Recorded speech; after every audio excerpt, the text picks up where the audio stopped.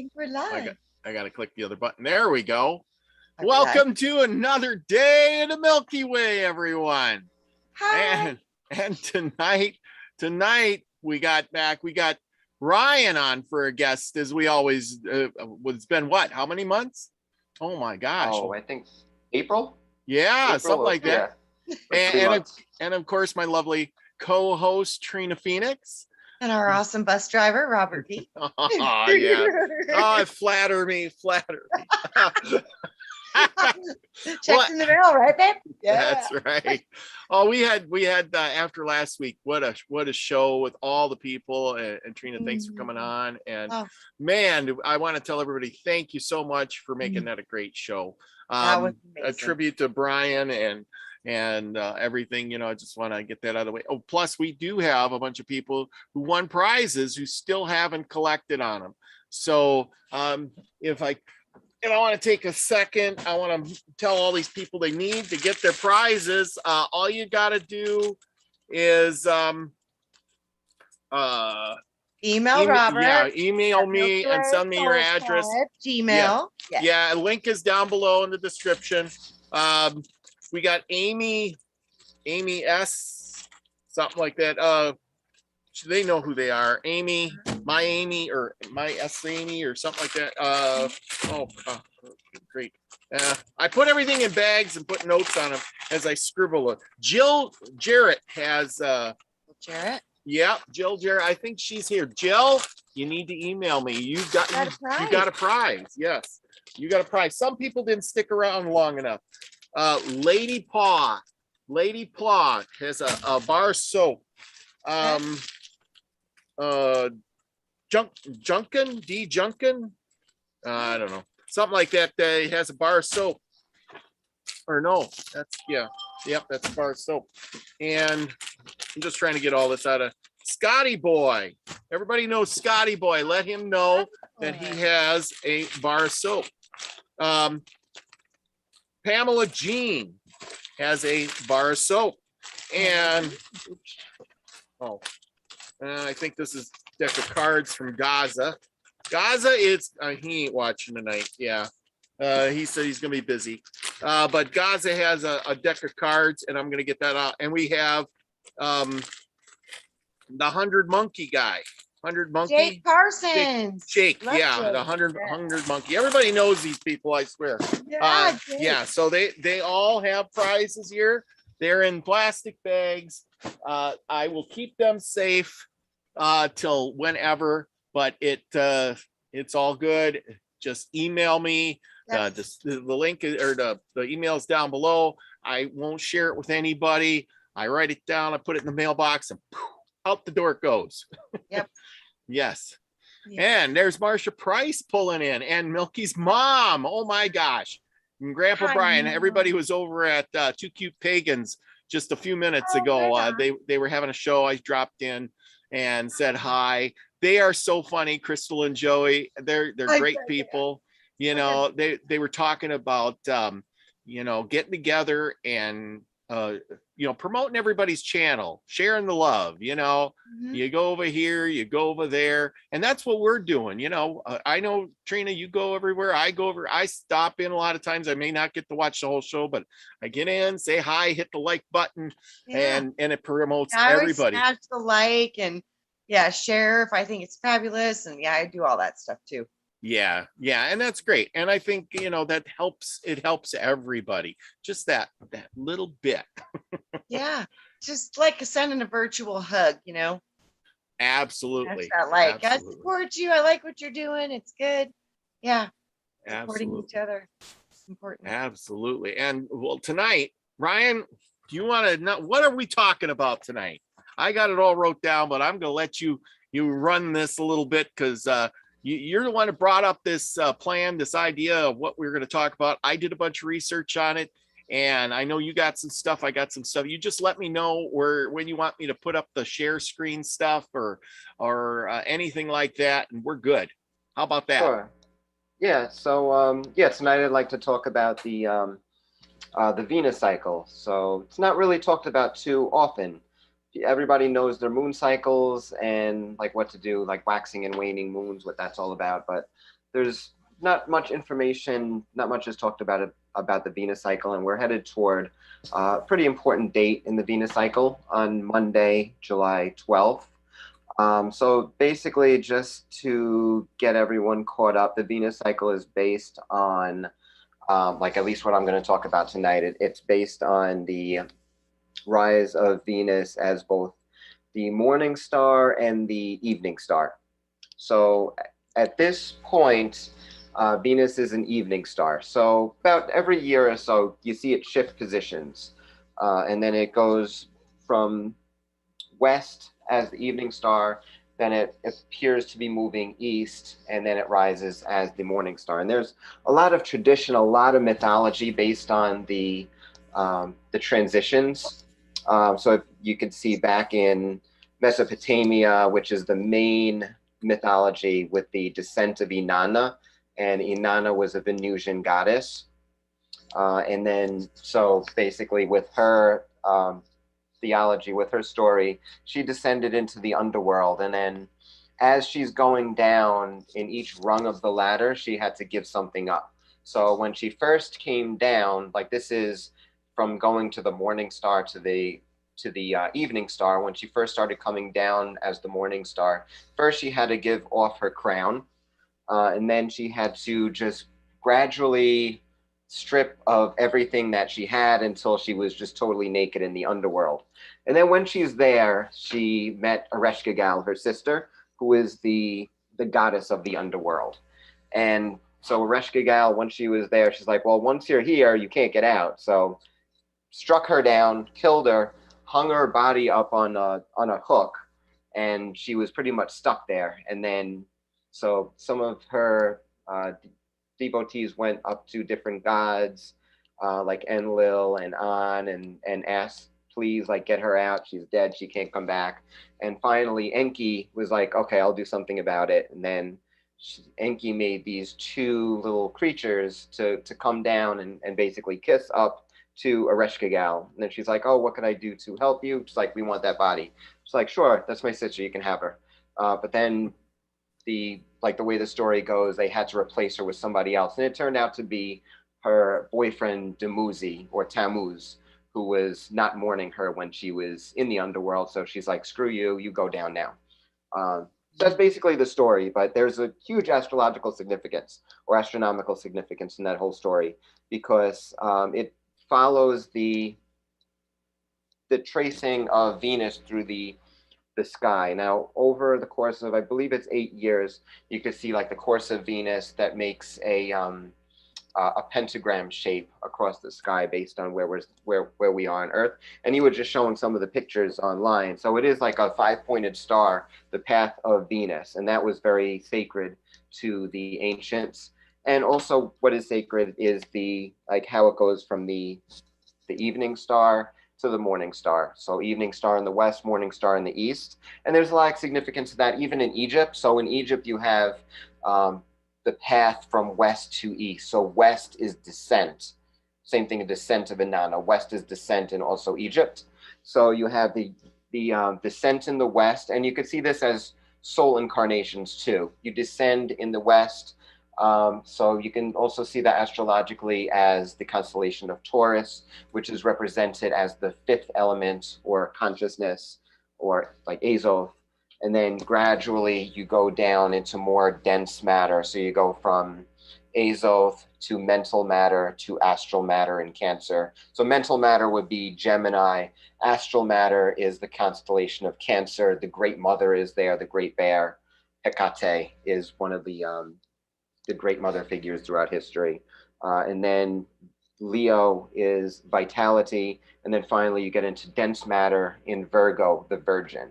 And Virgo, of course, is a representation of Venus as well. So it's the total descent of the goddess into dense matter. And then there's the ascent going up from Libra all the way up to Pisces. And that's like a different trajectory. So that's there's descent and then there's ascent. So with Venus, there's descent, which is going to the west as the evening star, and then moving all the way to the east as the morning star. And then you can see also in Egypt, there's the boat of Ra. So the ark goes from west to east. All souls travel from west to east. All the aspiring pharaohs and the god souls of Egypt, they all travel to the east. And now this is the ascent now that we are currently in, that started in about April.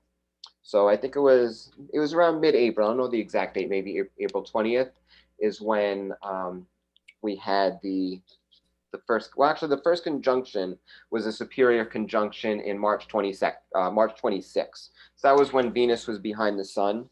And then in mid-April, Venus emerged as a bright evening star for the first time.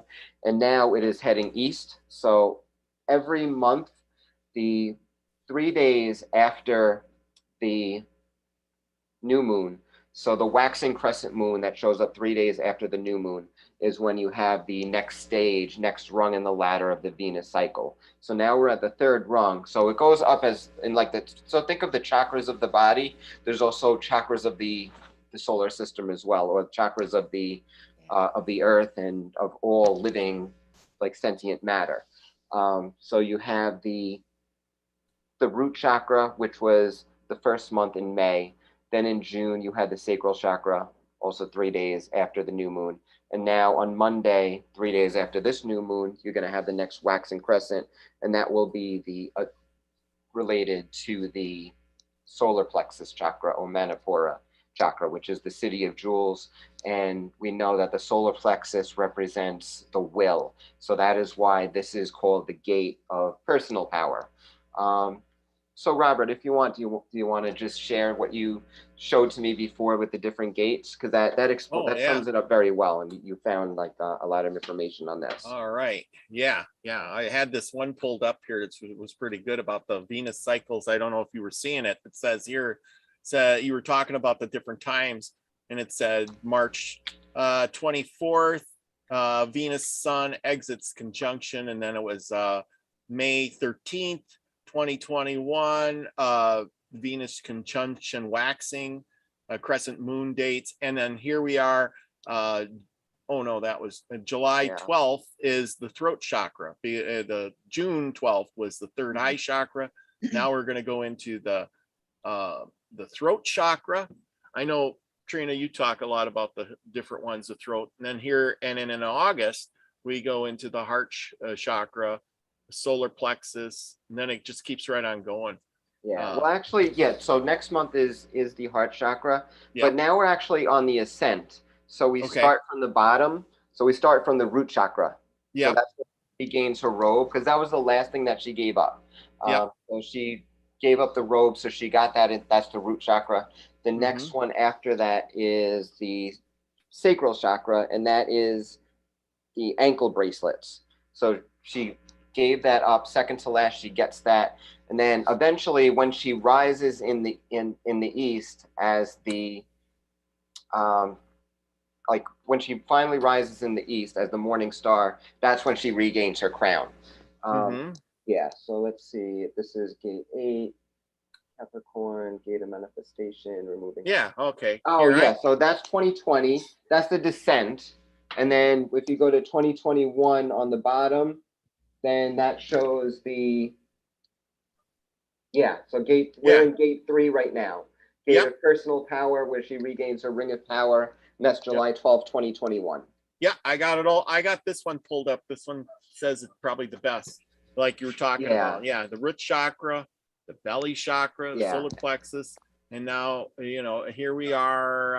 And it all coordinates with the story, with the myth, how she gave up each one as she's going down one level, from first into the 7 hells and then up to the 7 heavens. She regains everything one by one, and then her last thing, which is intuitive, she regains her crown. And then then after that is the ascension gate. And the ascension gate is important too, because that's the that's the final, like after she regains everything, that's like the 8th crown, like above the chakra system. So that is like queenship. So a short question for you. do you know, you were talking about how all this, you know, the story of all of this. Do you think back in the day, because you couldn't point out, like, you know, like we do today, you could just, you know, I click on something and boom, it's up there on the screen and everybody can watch it, or you could pull out your telescope and you can map it or see it or whatever. So what they do you think that they just told these stories so that people could remember this stuff, you know, so that they could, it's kind of like when we were kids and we did the A, B, C, D, E, F, G, you know, we told a little story, you know, kind of, and sang it so we could remember our ABCs. Is that something similar, you think? Yeah, that's how they were all conveyed, by word of mouth. Yes. So that's why a lot of these stories went on for generation after generation, and they didn't get written down until later. So, and then you have to figure once they're transcribed, some things get lost in translation as well. So especially when it was like later cultures that might have done it, that might have missed certain things.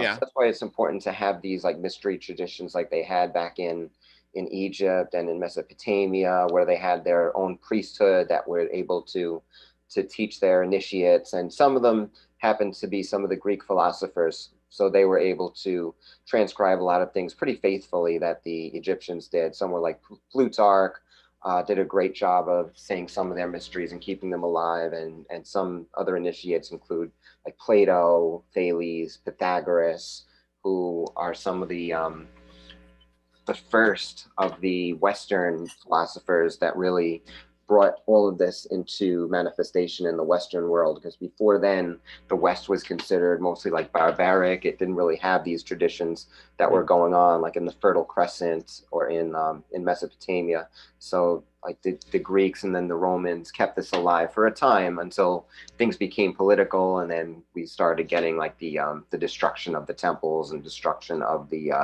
libraries at the hands of different enemies of these cultures.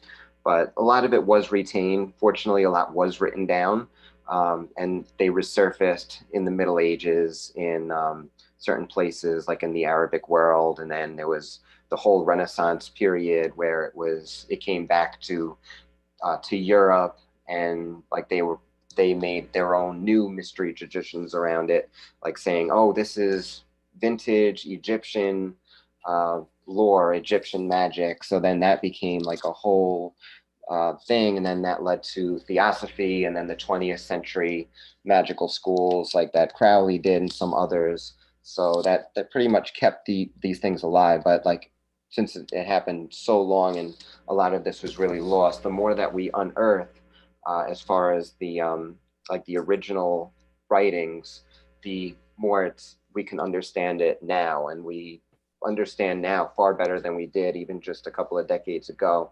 And we're realizing that these people were a lot smarter and a lot more spiritually capable people than a lot of people gave them credit for, especially in the 20th century. Like, they were pretty much geniuses the way they intermingled their knowledge of the spirit world and the material world. Like, it was one thing, it was hand in hand.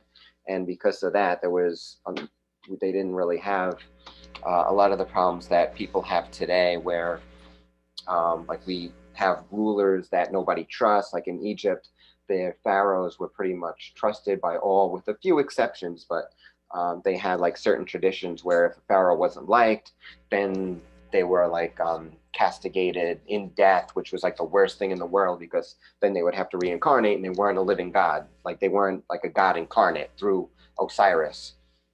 So back then it was like even just being a political leader was a religious service to the people. And if you failed at that, then you pretty much failed at everything. If you failed at life, you failed at death.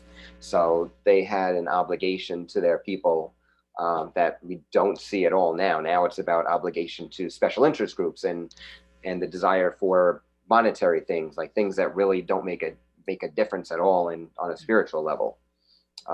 But yeah, like all of these things like all of these stories were passed on in time. Like the priest class knew about them, and they were able to pass it on to the people that they felt were worthy through like just testing of like character, testing of mental ability, and all these other things that showed that they were worthy of getting this knowledge passed to them. Oh yeah, yeah.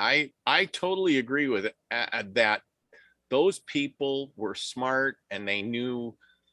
People were eager to learn, and they had the ability way more than we give them credit for. Yeah. I mean, you start reading some of these guys way back then, or I mean, I'm kind of short-term history, and in some ways, you know, I like to collect old books and read old stuff, and man, the words they used, and they're just very colorful, and gets your imagination going. I feel like I'm like way behind. Every time I start reading, it's like these words aren't the words that I use anymore. Yeah, I mean, it opens up like so many portals in your own mind that you can pretty much identify with like what they went through, and like their lives were just completely magical. And I mean, now I think we're starting to get to that. At least some people are starting to get to that level in their daily lives where their lives are basically like there's no separation between the material world and the spiritual world. Everything is magic. It connects everything. So that's the way their lives were back then, especially like the those particular groups. Like everything they did was magic. They knew how to control the elements, and it wasn't like hocus pocus like people think magic, like some people think magic is today. Like they were able to do all of these things in both the astral and the physical world through astral science and physical science. Mm-hmm. I keep looking at all the ancient history, and that there's so much compelling evidence that we might be way less evolved. Yeah. And that I they were agree. using different energy systems that we still aren't using today. I mean, there are pictures from like the early, like the Tatarian. Look at the antenna. I don't know if you guys can see this, but Robert, you might want to show this. But these are. Okay, hang on. I'm gonna blow you up. Look at the Literally. electricity pole, but there's no wires, but they run all the way down the streets. So what is this? And when is that from? This is from at least early 1800s, what they're calling the Tataria. See, and you can see it again. You can see all the street lights running down, at, and there's no wires. Yeah, look at Tesla, Nikola Tesla. He and was that's able what I'm saying. When you're to look at the Egyptian symbol, Mhm. and then you look at the ancient temples. These are all about learning how and utilizing the magnetic, electromagnetic, natural energies and frequencies on power Earth. generation. Yeah. Like they were able to generate power in ways that are foreign to us now. They understood all that. And these buildings, I mean, we can't build the stuff that they built way back then. Why is that? That's telling us like we think we're so advanced and so smart. It's like, no, I think that we've gotten to places so beyond where we are currently. And it seems like every time we get to a certain level, it seems like we get wiped. And they keep saying that we're in a redo time. You know, we're going to redo. Yeah, Kali Yuga. Yeah. Where all the knowledge is lost and we have to regain it, but through our own, like for want of it. But yeah, and so many things with power and even the acoustics, like they were able to, like even the way that their pyramids and their buildings were made, like they were made for acoustics so that they could actually like create certain symbols by vibration. Which, and I like, think I've they seen knew exactly what those symbols were. And I think that's why in all the churches, you have the symbols of what primarily we know now is the magnetron. So all those stained glass windows, most of those held the magnetrons in them. And then they took those out and put in the stained glass windows. These were all generators. And look at those structures, look at the stone, and they all have columns. It's just so amazing because when you start looking at it, you can see circuitry. You're like, wow, that looks like a computer chip. It's so profound. So this, I think, is going to be key, is to try to preserve what keeps getting lost. Yeah, because now it's gone the other way completely. Like Yeah. everything is made so cheaply and just Yes. sterile.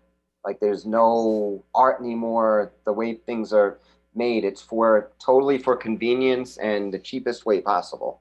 So it's totally different now. Like people take no pride in masonry and in architecture anymore. That's And you know, product I of think, our environment. Ryan, what if that's being done on purpose? Because some of our greatest keys to our past are from ancient art. Hmm. Yeah, So I they even wonder if in that's ancient why arts. that's being They used stopped. all of those proportions. The was it the phi, the golden ratio they used in Yes. architecture, they used in art. All of that like was to be like perfectly aligned with the energies of the land and like Yes. the energies of creation. Because there are certain structures, certain geometric patterns that are repeated, and certain spirals and the geometries that are conducive to creating certain things harmonically. And that goes to, like all the way back to like Pythagoras brought it as the harmony of the spheres, and then like Absolutely. there's so much of that kind of knowledge that has been lost, and some of it is starting to come back, but I think we're right at like the tip of the iceberg, and then there's so much buried still that what people have uncovered that seems so up here to us is really just the tip of the iceberg, and there's actually like a lot more that the ancients knew that we still don't really have any clue about. Yeah. Like And I going think a all the lot way back to ancient buried civilization. right underneath our feet. A lot of it's buried right underneath our feet. Oh yeah. And they And know it's there, but they don't want access to this. And you know, we're talking about gateways and circuits and portals. You know, it's another thing that you see in these ancient structures are all of these, Yeah. Oh, the hang on. I'm gonna. portals, the gateways. It's so beautiful. These columns, these stone things. And look at those lights. There's no power out there. How those things lighten up? They're using free energy. and look at the shape too, just like the tridents. Yes. And it's on And over the ocean. It's like mhm. the signals are so in front of us. And there were some other ones. And then look at this. This is the top of the church.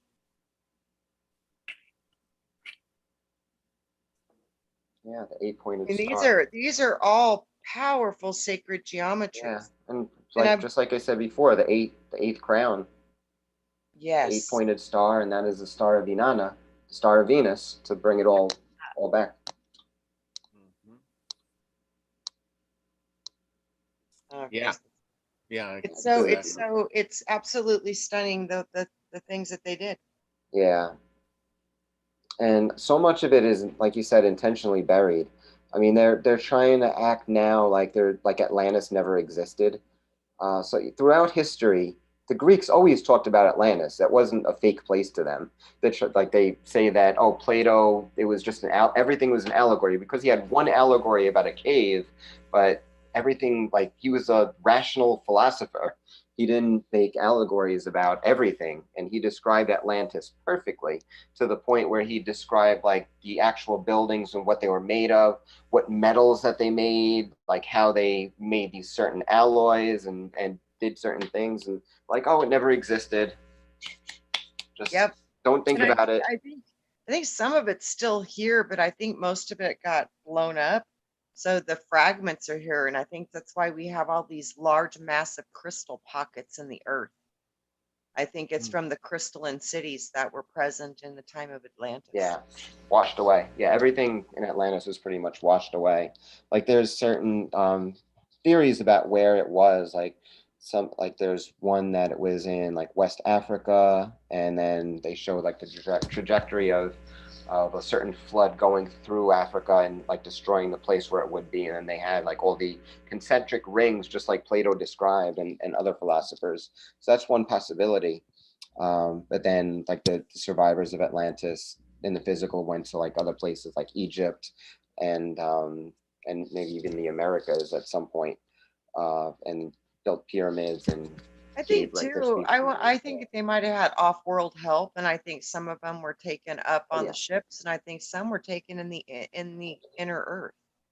Yeah, So that's really interesting because they definitely were able to communicate with gods and with other beings besides humans, and that's clear by the yeah, like all the ancient writings, and like they like these gods like they exist. Like anybody can really summon them and talk to them, and if you're in the if you can astral project, you can call them right in the astral and know, just like cat exists, that the gods exist too. yep, So like they were able to like really communicate well with them, and now it's basically like we live in this atheistic society that doesn't believe in any god, and what's not atheistic, it has like remnants of just like fundamentalist beliefs, like whether it's Islamic or Christian, that there's just one God and don't think about anything else. I mean, not to bash these religions, because I mean, there's a lot of good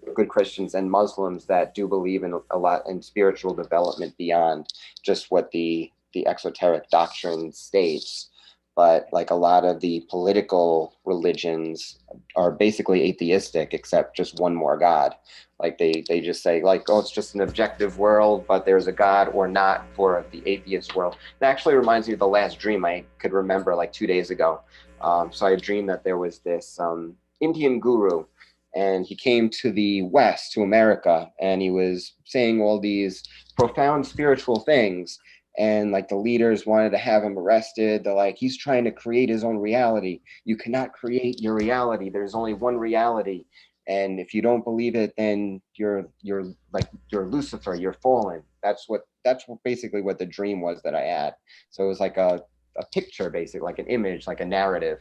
But that pretty much goes with the way society is right now, that you have to believe in just like the objective reality that you see, and not think that anything is real beyond that, like anything else, oh, it's just delusions, it's just imaginations.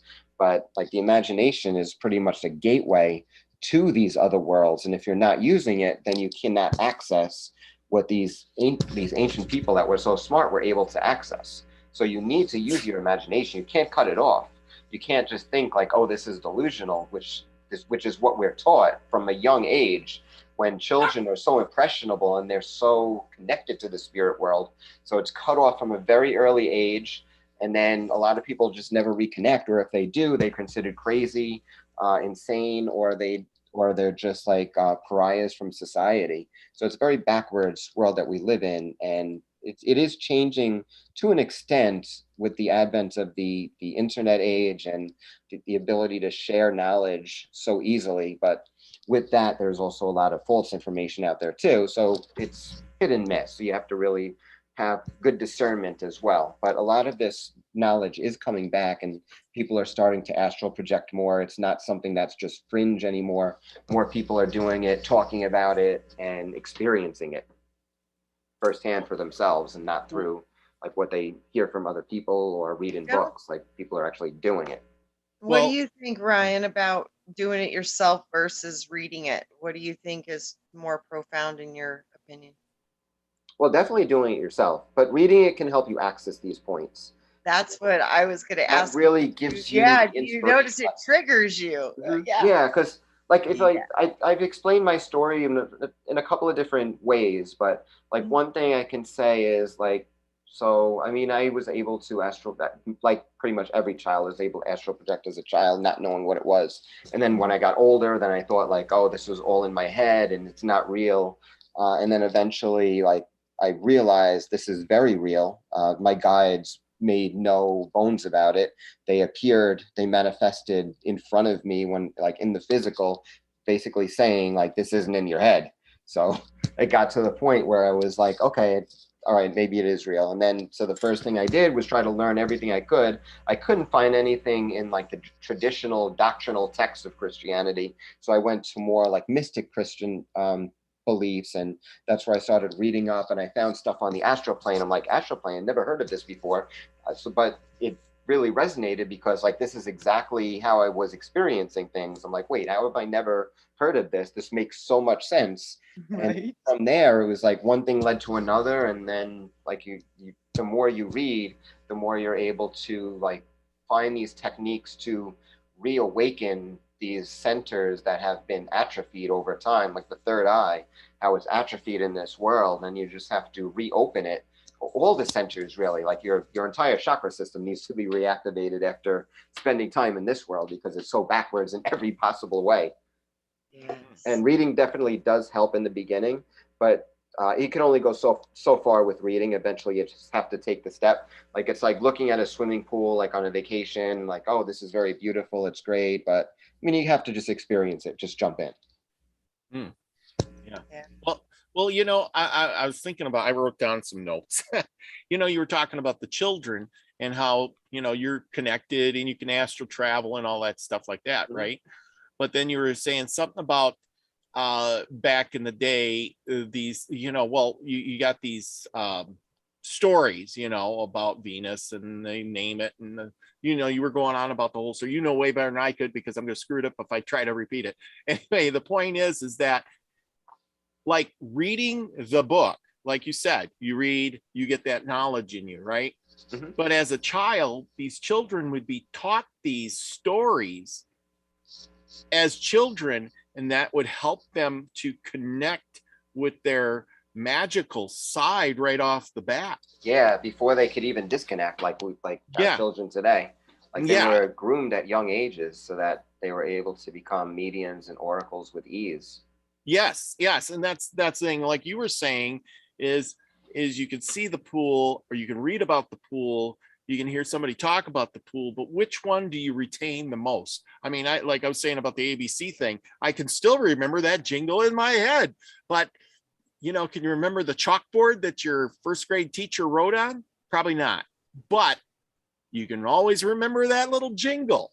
And that's and the thing is too, you were talking about the things getting wiped away and the buildings and the Tartaria and all that, and that's right. Atlantis wiped off the map, right? It's still there somewhere. It's just that now we've lost that knowledge. But regardless of what happens, you can take away the books, you can take away the stones, you can take away all that stuff, but you can't get rid of all the oral to traditional things. They may get tweaked a little bit along the way, but as long as one person is still standing, that knowledge could be passed on.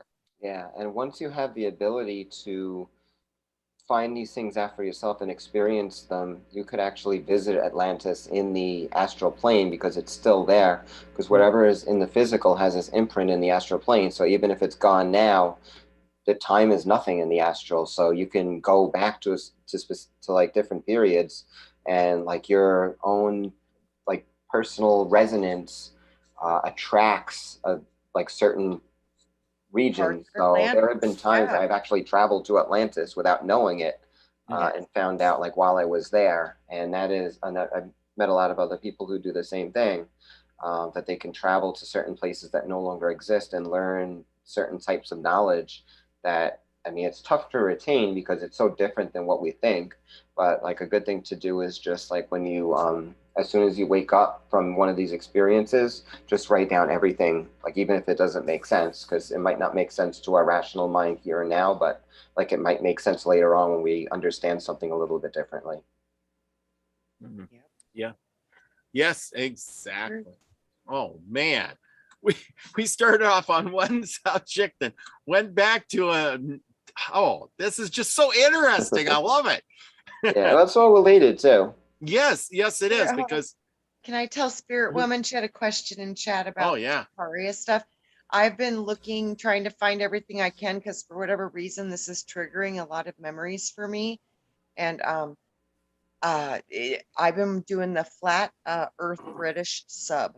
So the pictures there have been phenomenal. So I don't know if that's what everybody else is watching, but Flat Earth British Sub is the channel for the Tartaria pictures that I've been finding, and he's got a ton of them, a ton. And I've been literally just going through this stuff, and certain stuff, when you see it, you get downloads, it triggers you, and you start getting back your memory. And whether it's from my past life or if it's ancestral, I don't know that it really matters. Thing that's cool about it though is that you do have access to these things. You just need to find the right trigger to unlock that package. And then, you know, you get it in little pieces. You don't get the whole lifetime in one big poosh. No, that would fry your brain. You just get pieces. So trust what you see, pay attention to what's triggering you, and pay attention to the things that feel or seem familiar.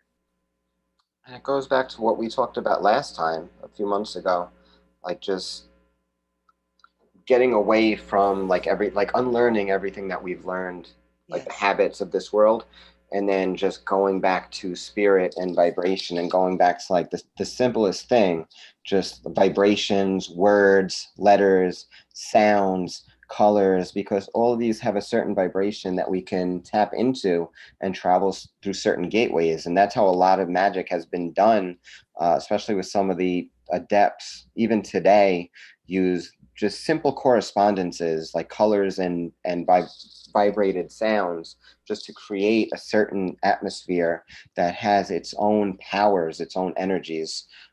So let me share something that I've been working on. Right on. Oh, Yeah. yeah, it's disabled now. If you, is there a way to? Oh, hang on. I don't know why if I hit something. Let's see. Okay, there you go. Okay. Is that good? Yeah. Can you get it? So Okay. I talked about this last time, but I actually made it in a format. So these are meditations I've been doing for the past 4 months now, like just vibrating certain sounds, and there's so many different correspondences for each one, and there's a lot of different traditions and books, whether they're from like Jewish or Hermetic, or even like some of the modern occult literature.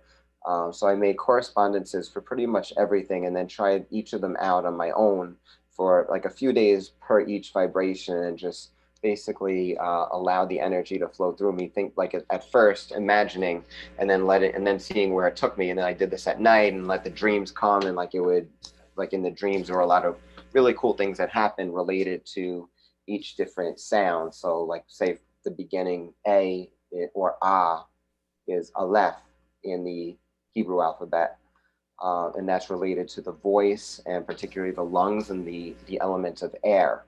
So like also what I did is I assigned both a number, like the number in Hebrew, plus a gatekeeper as well, because there are certain gatekeepers to these realms that like if you get shut out by the gatekeeper, because you don't have like what it takes to, like if you're too egoistic, or like they feel like you're not worthy of getting this knowledge, then they can just shut you out.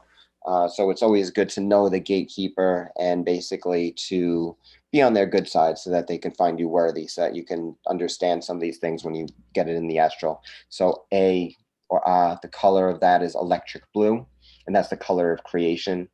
Translational symbol is an ox.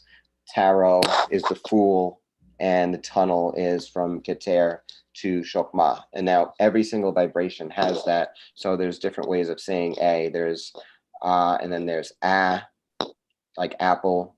B, the C is more like a T, because there's also like K, and like there's for K it's like K, and for Q it's K. Just different ways of vibrating the same letters, but they each take you like a certain area, a certain tunnel, and that's with the tree of life, and also with like the tunnels of Set, through the like all different magical systems have some version of this. So I've been basically just putting them all together for my own use, so that I can use them to access some of these realms that like have like little by little in different systems. Wow. Franz Barden is another one that has a lot of good information on this, and he was back during World War II, he was prisoner because he was such a powerful occultist. So he was actually a prisoner in a concentration camp, and he escaped because he used magic. But then they eventually caught him a second time.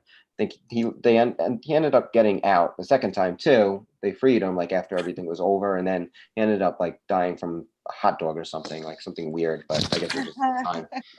But anyway, like he had a really good system of magic that used a lot of these correspondences as well. And he was able to associate different letters with different colors as well. So like if you... So I got a question. So like, I'm gonna do the Stargate referral thing here. This is kind of funny, but So you want to do something or travel somewhere or something. So each letter is assigned a tone. And then if you make these tones, which are assigned colors, you're basically putting together a pattern to like a key to a chart, like you know, the Stargate. Everybody's watched Stargate, so I'm going to just to refer to that. So they had to put in the seven symbols to get where they're going. So if you had the 7 letters, or you know, it could be 20 letters, who cares, but you put in these things and they all mean something, you know, you're heading that way. And you can know your astrology too. So if you know what is happening astrologically, like right now we just came out of the new moon in Cancer, which is very feminine, very motherly, like very much into compassion, and obviously the Venus gate of personal power as well.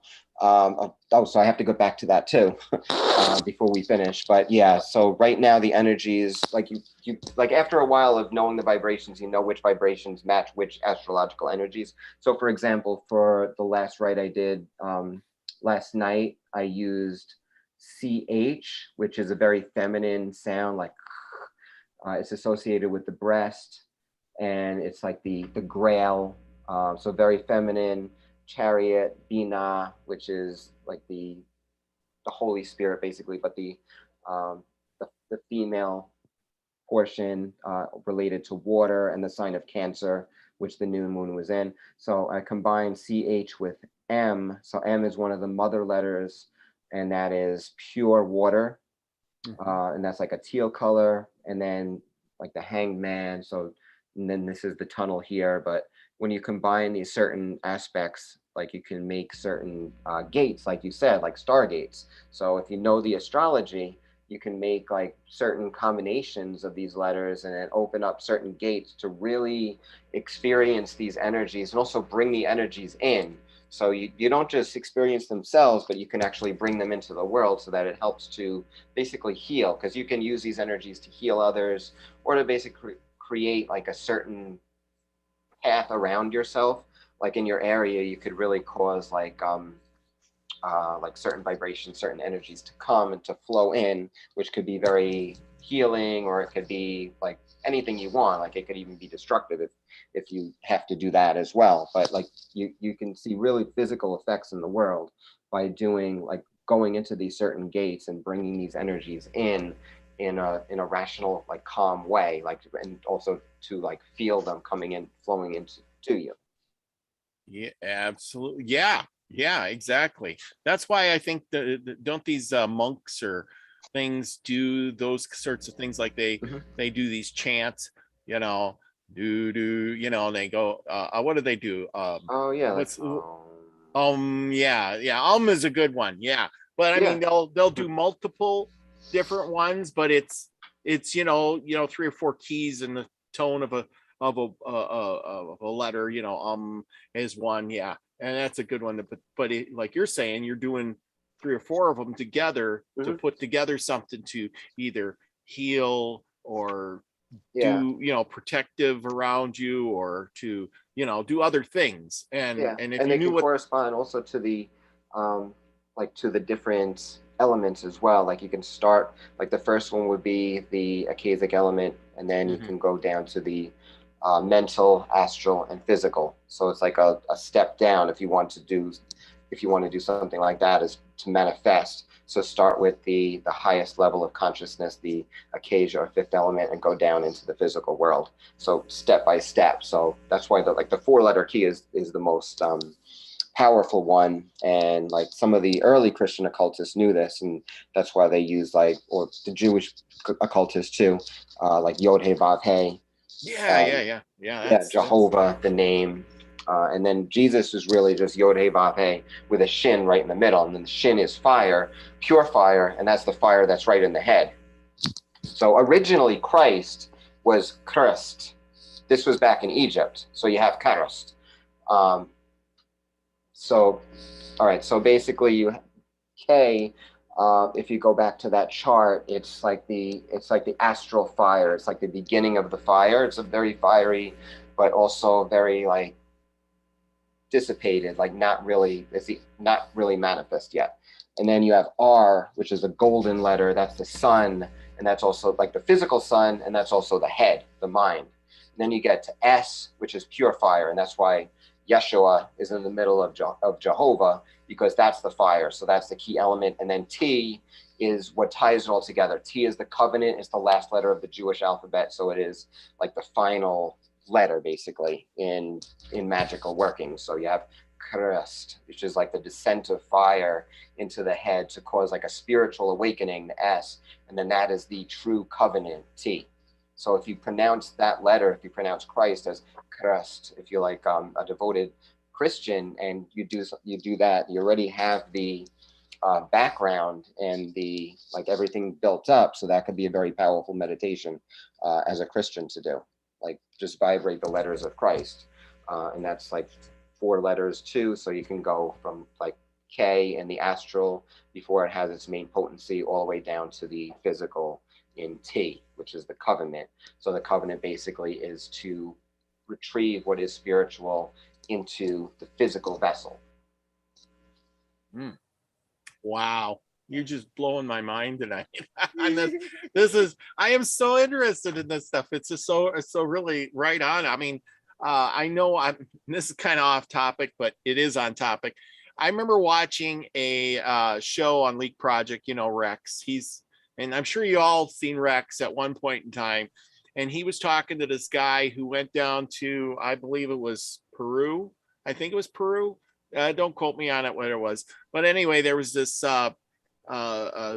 giant stone where there was and a doorway with a lock thing on it. He had a show on it. You could go look it up.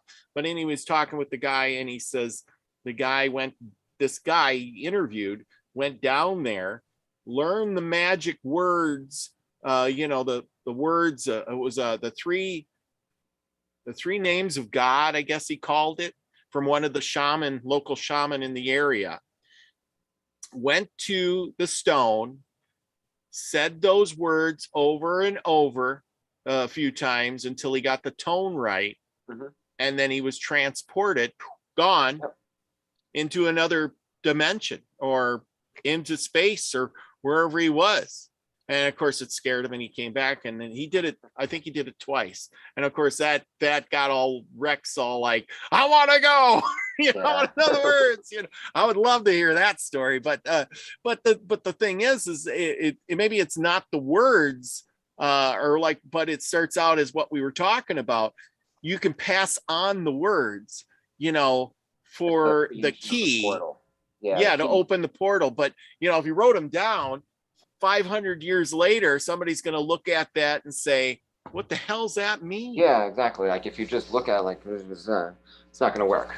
Yeah, exactly. Put everything into it. Put your emotion in it. Put your imagination in it. So it's something, and you just have to do it over until you really get into that zone, and then you can just transport from there. So it's works best in a ritual environment, rather than just saying like, oh, this is the name of God. This doesn't sound very interesting. And because like it's something that has to be really like, you have to put a lot of things into it. It's simple in a way, but in another way, it's very difficult because you have to let go of everything in your rational mind and just let it transport you. Just let go, basically. Just completely let go and let it take you with it. Yes. Because as we know, everything is energy, vibration. I mean, and we're the only, we shouldn't say that the only one, but we're the only ones that can kind of control our voice box to speak the tones. Like a bird can tweet, but a robin, we'll just use a robin tweets one sound. And when you hear that robin tweeting, I can be in the house here and hear a robin tweeting. I know it's a robin because it always tweets the same tones. Yep. That's it. A hawk, does the same caw, caw, caw. And I don't have to look at the bird to know it's a crow. I don't have to look at a hawk to know it's doing the, in the sky. I don't have to look at a whippoorwill to know it's doing, I'm saying some easy ones, but that's the only tone. We can make all those tones, and therefore, open portals, do our healing, all of that through stuff. The word. What if while they were creating the human species and the modifications that we've been through in that process. What if one of the first ways we learned to speak and communicate was actually from the birds? And we look at Thoth or Toth, he is a bird-faced man. Language of the birds, yeah. That's what I'm saying. So what if the birds back in the ancient times had a higher level of consciousness, and they were the ones who actually brought forth the wisdom of the sounds and the meanings associated with the sounds? Yeah, through their And communication. that's why Thoth is represented as the Birdman, because maybe he had an understanding of the language used by the birds. And this is how we got our language, was from the birds. And what if those birds were so big back in that day? And what if they were very intelligent? And what if they actually had the ability to save and rescue and help and protect humanity? This might be where we get all the mysteries of the angels. Wow. You know, I'm Yeah. vibing with you, Trina. You know, I like birds. I'm gonna add something to that. Yeah. You know, now we were talking, or was it? No, Wayne was talking a while back here. A couple of days ago, he had that new book out, The Secret History of the Reptilians, or something like that. I got that on order now.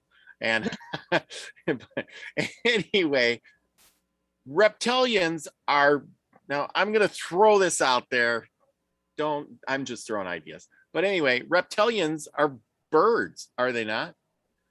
Well, the dinosaurs You know, evolved into birds. Yes, but I mean, they're still of that same kind of family. Yeah, they're very closely related. They're closely related. So who's to say that? Look at the Orphic egg or the cosmic egg. Everything comes from eggs, guys, and that's reptiles and birds. Yeah, but if we have voice and the birds have the sounds and stuff, what if those reptilians could make those sounds even better, and they were the ones that gave it to us?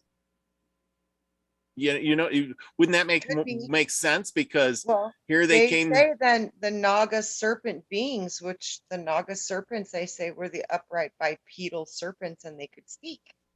Yeah, So well, and then possible.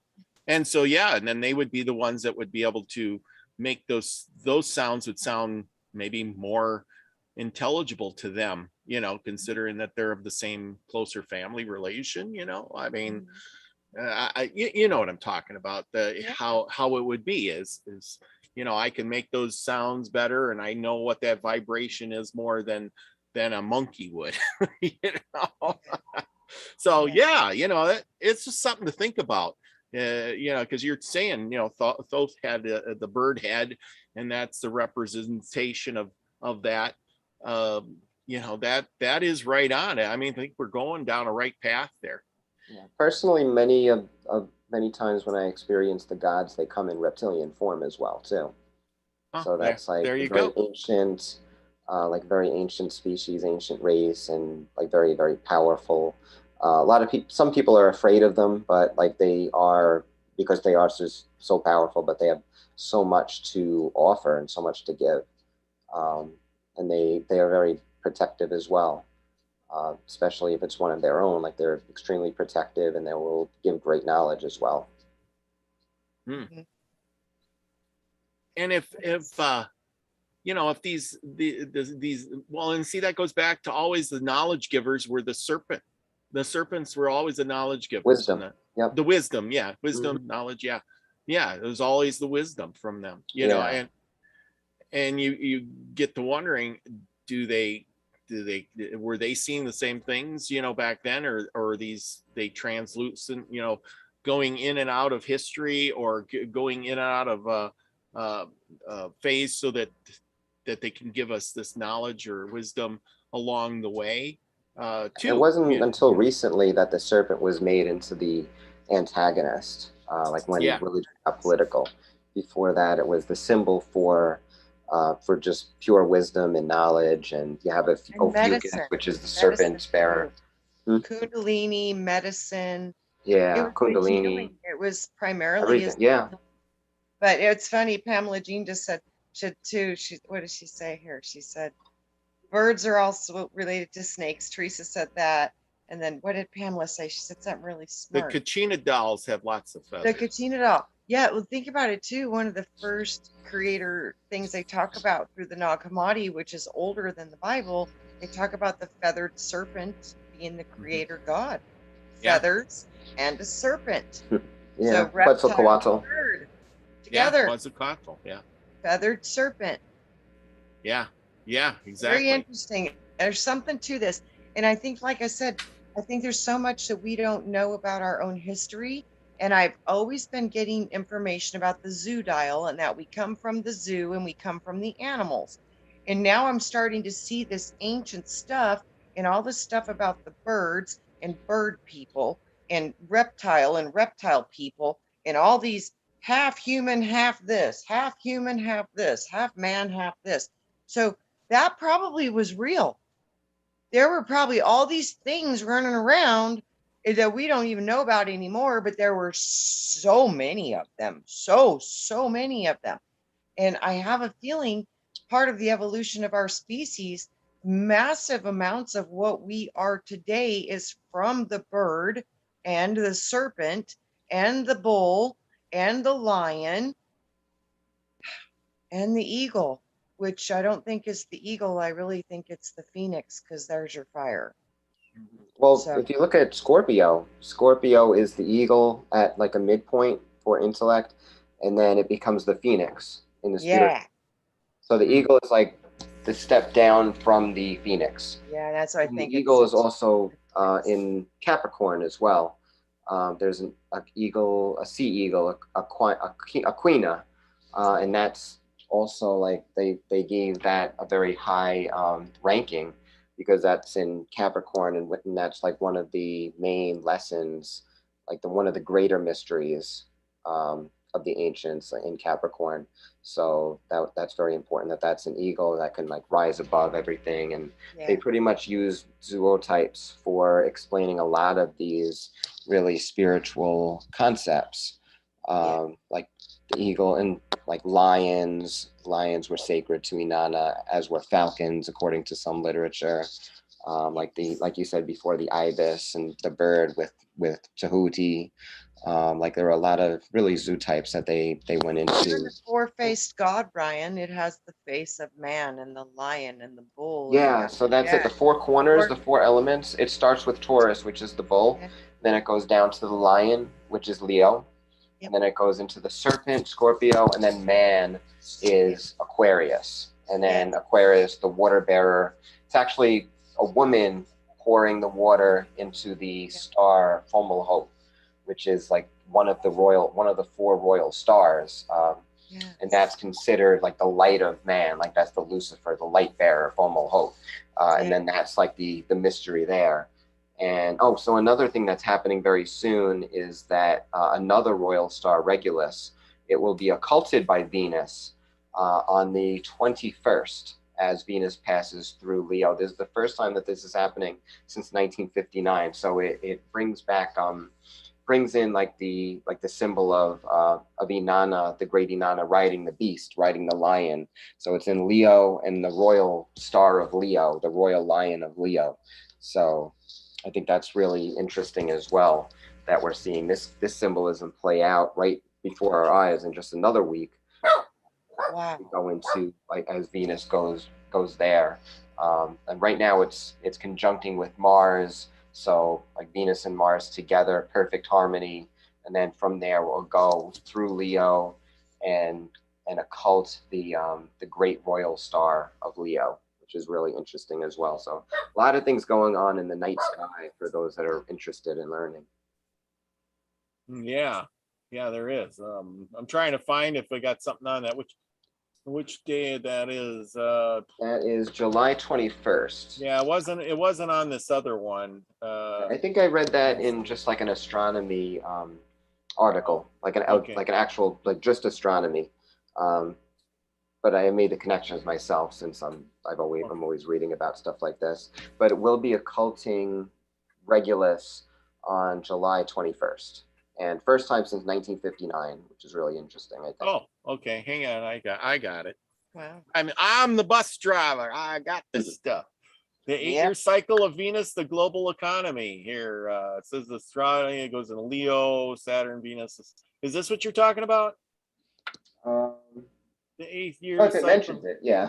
Yeah. That's not the article that I read, but it is. Oh, okay. Sorry, but I'm But clicking you fast. can find it. Yeah, look up July 21st, Venus occults Regulus.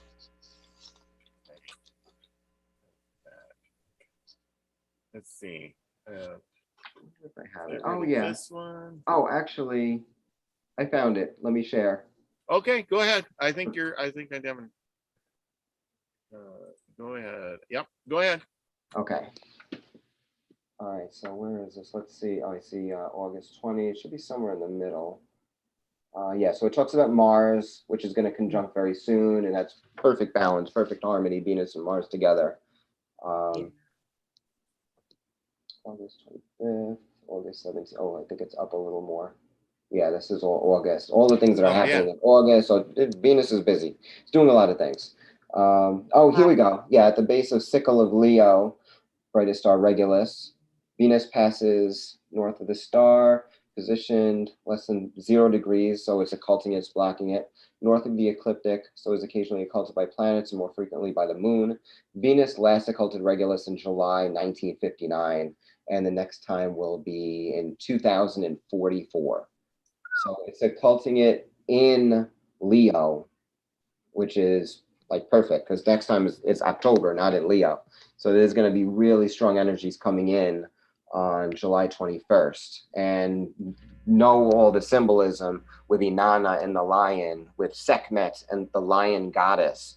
So this will be really powerful energy coming in, because if you look at historically all the symbols with the goddess Venus and the lion, like it's really, really powerful feminine energy coming in.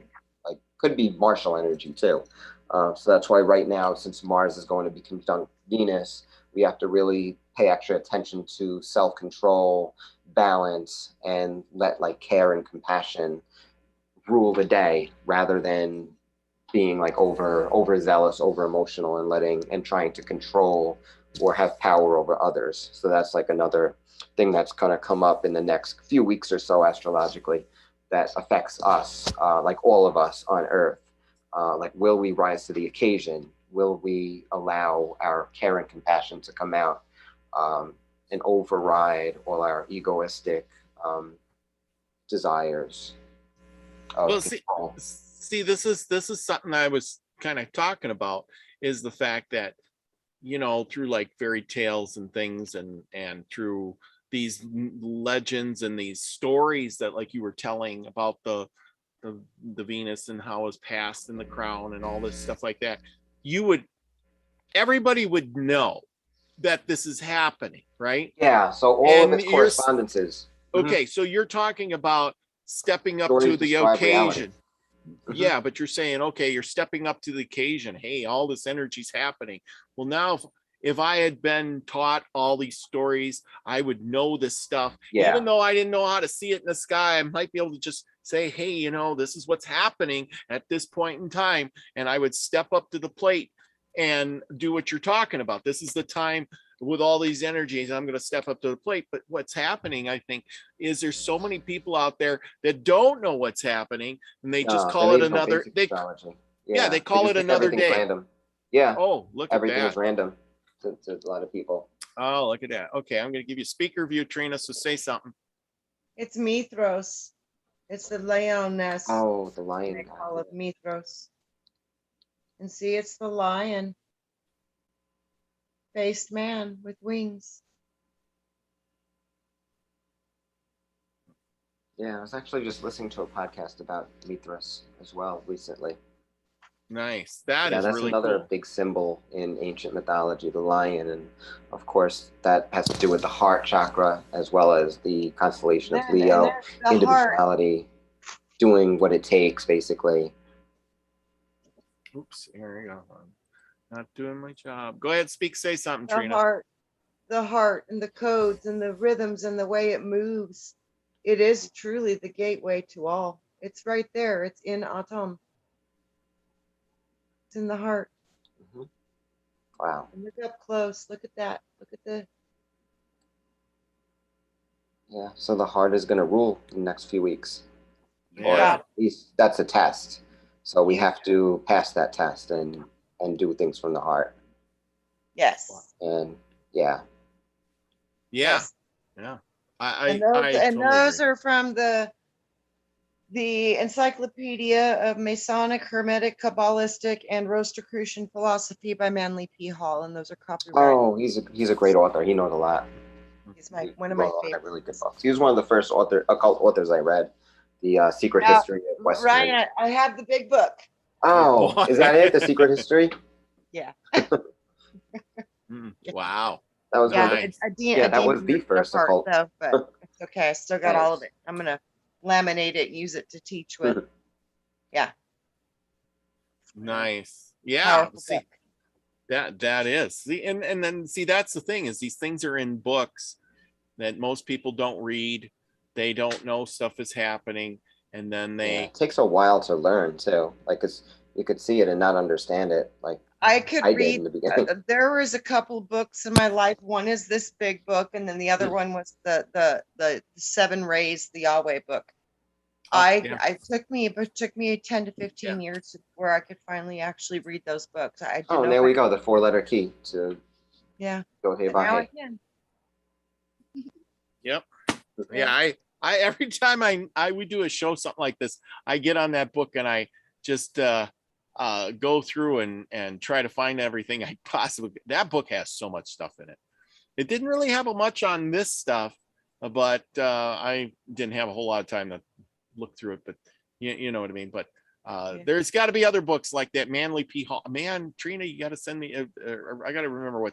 I'll remember what it is, and I want to get me one of those books too. They've got the small one. I've got the small one too. Like you can get a one that's not the big one. You can get the small one. Yeah. But this one, I think it's a little bit different. There were only 550 made, and it's in the Library of Congress, Smithsonian. It's a pretty special book. Yes, those are. It's like that book Wayne's got with the what's her name? Lilith, the Lilith book, Library Lilith. Oh yeah. Oh, try to buy one of That those was a great books. show. even me, I'm pushing on the affordability on that one. Oh, absolutely. Yeah. Like I said, I think this is going to be really important. Like I said, even for us to bring all of this stuff into our consciousness and these potentials of our history and the things that we've been through and how things have changed and how we potentially evolve, and to leave our minds open to all the possibilities based on any forms of evidence that we can find, which there's not a lot of that. And then with those little pieces of evidence that we do have, to go into that and see it for yourself. And together, all of us doing these journeys of our own inner wisdom, we'll all come back with different pieces of this history. And when we start putting all of our pieces together, it's going to make a beautiful picture of our history, and it's going to come from many different perspectives. And I don't think there's ever been an account of history on this planet from the people that live it. Yeah. It's always been done Create by something the new people too. who control it, but it's never been given by the ones who actually are the common. Yeah, because even telling in the their past, stories. it was just a priest class. So yeah, you're 100% right. Yes, and it's time for us to become the new priest class. It's time for us to become the new record keepers, the new memory keepers, and the new history preservers through being able to go into that history and look at it with your own eyes. And it is through your imagination that is your magic key into the door of the past. It's to be able to just leave your mind open, let it go where it wants and see where it takes you, and put an intention of where you would like to go, and then trust your own wisdom and see where it takes you. And like Ryan said, write down what you get immediately, because as fast as you get it is as fast as it will fleet. So you need to write these things down when you get Oh them. yeah, try getting sigils in the astral. It's so difficult to It remember. is. It's so I can't do it. I can't. I've tried. I can't. I just like can't. I can't. Yeah. I've got a couple. Yeah.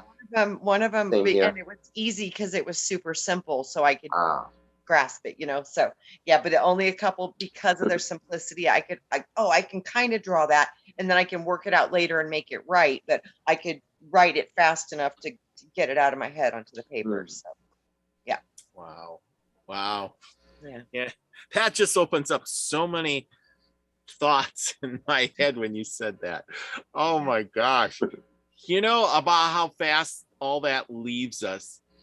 And this is just kind of off subject in a way, but how they're always talking about how they're trying to put chips on our head and monitor our brains, and we'll be able to think stuff. What if they're doing that so that when we're, on the other side or thinking of that stuff while we're dreaming, they're capturing that? Oh, absolutely. Because our memory fades like that right after we wake up. That's what I say. Your energy body, your aura field, from what I understand, is the causal part of the energy body that bypasses the flesh. It's the recorder of this experience. So it's most of that is being recorded within the causal body of your energetic body. So your light body, which you will still have when you drop your flesh body. Yeah. The causal part, which is the cause and effect laws of creation, which have karma. That's why it's all in the causal body, because it's about cause and effect, and it's how you process and react in the world. So that is basically your causal body is basically your Akashic library. Yeah, but what I'm saying is, it's since you have that, but for that split second you're remembering, and if them, they're always talking about those computer things. Remember, it could it could capture everything in a split second, like downloading a file. You see how fast it downloads a file. Boom. They have all that information, what you have in your Akashic record, and they can tell you what it is. They're going to use it to their advantage. But think of it, they got, millions of people doing that at the same time. How much information they could steal off the Akashic records. I just thought about that. As Lucky Stone would say, my guides just told me that right now. Well, have you ever experienced? How would be the fastest way to do that is to collect the DNA, which they're doing right now. Yeah. Wow. It's all in the blood. That just puts so many things together. That's well, have amazing. you ever experienced the little grays? No, they're pretty. Like it reminds me of what you said about like taking it and zapping you, because like they're the types that will, like, if you don't stop them, they'll zap you and make you forget everything. I don't like those little things. Yeah, not many people do. They're not very friendly. I know, but they're not strong, and I think that's I to be honest with you, I don't think that's why they take me, because I fought those little things and they got tired of it. They will get tired of it. Oh yeah. So I had one, like I had a really bad experience with one. Like I was in the astral in like one of these realms. I don't even know where I was, but I saw one of them and I started talking to it, and it got all hostile with me and like jumping around. Like, oh, okay. It was like little and I didn't pay attention, but then it like zapped me with something and it hurt. Like I couldn't move. It was like being electrocuted. Yeah. I'm like, what is this? I called my guide, the Venusian queen that I've been working with, and she came and I was able to like break it, and then like once I broke through the like whatever it zapped me with, I was like, I grabbed it and I just like slammed it against the ground, and it was like, you know what I think that is? You know what I think that is, Ryan? Nah, it was freaky though. I think that we as human beings, we naturally produce a chemical that makes us go paralyzed while we sleep, and it's to keep our bodies safe. So when we go to the deepest recesses of sleep, we get this paralyzation chemical that releases in our brain. I think they know how to activate that. They know how to hit you, and it makes you go paralyzed. Oh yeah, because I could not move. It felt like I was being electrocuted. I know, little bastards. It shot me, and I felt it like right here, and then it just vibrated throughout my whole body. Like, what the hell is this? Shit, can't move. Yeah. Well, because it's so tiny, and you don't think of anything of it, and then it like zaps you with this gun thing. Like, where did you get that from? Like, how is that? That's not fair. Like, what part of the game is this? Yeah. Yep. One of the people in our chat room, Pamela Jean, she's been abducted. She's got a lot of experience with the Greys. She says her dreams have changed since she was abducted by them. In a good way or bad? I don't know. She did not say. I have had Yeah, a I lot of think, like- experiences with the Greys, she said, and she Yeah, says, it's not after I was abducted, my dreams changed. So Yeah, like I said, I don't think it went on for long for me. I really don't, because I don't think that I was okay with it for whatever reason. I don't Mm. think I could be kept unconscious long enough, and Mhm. there were problems. But that doesn't mean other people in my family weren't continually being messed with. So Mhm. yeah. yeah. Yeah, Wow. this happened to me about 2 years ago. Hmm. It's been good since. You know, when I I was a think I little killed kid this thing because too, I like really Ryan, slammed it hard. I saw my first reptilian when I was probably about, I don't know, maybe 8 years old, 9 years old, maybe 10, I don't know. But I saw my first reptilian, but it wasn't like the reptilians that most people describe. The one that I saw looked more like a gray because it was small. It was about Oh. 3 to 4 feet. And it almost had like this color skin, but pinker, like a corally, Oh. pinky, peachy Yeah. reptilian skin. So it didn't look like Horns? anything that most of the people ever described to me. So I Did always it thought I have was kind horns? of little ones, yes. Yeah. Oh, maybe Little it's ones. related to Belial because he's that color and he has little horns. Yeah, because that's the only one I've ever seen when I was little, was that kind. Yeah. And For it the most wasn't part, I very find them to be very protective. He But was, I I think they're. think, because he was very nice and he didn't ever hurt me, but I didn't like him in my room. And I told him, I said, go away. He finally did, but he would just watch me. He would never try to hurt me, Yeah, it's kind never of tried to eerie, touch me. especially when you don't know. But that's what freaked him out, because he didn't think that I could see him. And when I would see him, he would be like, and then he would go away. And then one time I could see him, and he didn't know I could see him. And he was like looking at something else in my room. And then I said, I can see you. He looked at me and I was like, you need to go away. And then he went away. But it was the weirdest thing. It was like, what? What do you mean you can see me? You know, it was a shock. You could tell it was like, uh-oh. So for this thing felt very protected, and like it really wasn't supposed for me to even be seeing it. It was just there to watch, just watch over me. But I could see. And I was like, It's kind of like that one Star Trek movie. Forget what was it, where they went there and all of it, they're running around in their invisible spacesuits, documenting these people, and all of a sudden they just started appearing. They're like, "Oh, we can see you." Oh no! Yeah. And you're like, "Uh-oh, we're not supposed to be here." Shoot. Nope. Yeah, but they definitely respect you more if you can see them, because most people don't develop those faculties. Yeah, that they it could was actually shocked. It was see into very the shocked. astral like that. Yep. So they're usually impressed by that. Yeah. Yeah, it was a look of like, uh-oh. Like, whoops. Gotta go. Well, we speaking of going, we've had a long show. We went way over time, but it's been so interesting. Yeah. Oh Super man, yeah, this has been really Yeah, great. do it again, Ryan. Don't make us wait like a whole, half a year. Hey, Kind of we'll have to ridiculous. do this in August, or whenever that, after the big conjunction or after all this happens, and discuss if anything actually happened on those days. I've had It'll be interesting to see. Oh yeah, absolutely. So yeah, we'll have to do this in August so we can catch up and see if actually, we can correlate things, or if somebody's going to put together some mojo. I'm kind of a practicing wizard thing. I'm going to try to mojo something myself. So I there you keep getting this message on my heart. So I'm going to just tell it like I'm getting it.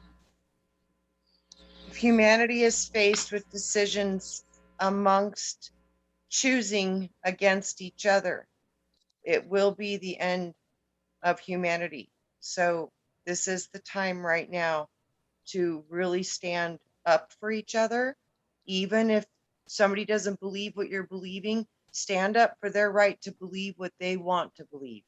We need to come together in the love of the love of the diversity, and the love of unifying the diversity within us, because it's like they're telling me it's critical, guys. It's really getting important. You guys are going to need to stand up for each other and protect each other, because if you don't, there won't be anybody there to protect you.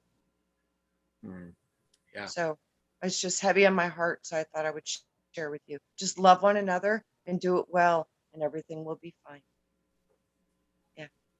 Absolutely. Ryan, any last words? Yeah, so it's been a fun show. So yeah, it's just keep these dates in mind for not just yourself, but like see how everything unfolds basically. Yeah, so every day just try to learn more and try to create something new in your life. And yeah, and that's basically it. So Well, next let's- time we talk, we'll discuss everything. And there's a lot of other things I've been talking with Trina about recently too that we can talk about next time, like the whole red dragon thing. Like I've had like a lot of Yes, astral I thought we were going experience to with talk that. about dragon. I was like, darn it. I know. Okay, Yeah. Well, now it's time. too gotta late. We can do a this whole again, show on that. Ryan. Great. Do a whole show on that though. There's a lot going on there, and Obviously, it's we have still to going do it on. again. We Yeah, have so that'll to. be the teaser for next time, the Yes, cliffhanger. yes. The red dragon, man, you got to fill me in Fuck so the I can dragon. study up. All right. Okay. Well, thank you for everybody for coming. Man, we've had a lot of people, and I'm going to just shout them out real quick. We've had Lucky Stone, Cowboy, 8-Panel, Pamela Jean, Spirit Woman, Joanne Danson Gypsy, Project Skyfalls, David Castle, Jill Jarrett. Oh gosh, we Miss The Amber. mystic. Yeah, Nina's been in here. Miss Amber Dawn came to visit us. Isby has been in here. Let's see. Oh Mr. man, Joe. Mensa. Yeah, Mr. Mensa, Max Vision. He's got his show. Go over and check him out. If you don't know where he is, his link is in below. Now, don't forget to go buy some cards. I didn't even get to say Big Al. He's got the cards. Audrey was here, but she was driving. Oh man, we've had a lot of people. Michelle Can-Am Free, Spirit Woman, Witchy Moon 73, who won a bar of soap last time. Thanks for coming. And Delaney Pearl Jones. Walking Water. Yes, Walking Water. And Chloe was here earlier too. I think she was listening, and I don't know if she's still on. Truth Seeker was here too. So we've had a lot of people. Crystal. I joined them over there on their show just before our show, and they were so funny. Joey and Crystal just are a hoot. Guys. Yeah, so thank you everybody for coming. We'll see you again next time, next week, same place, same time. As always, remember, I love you all. Be the frequency you want to receive.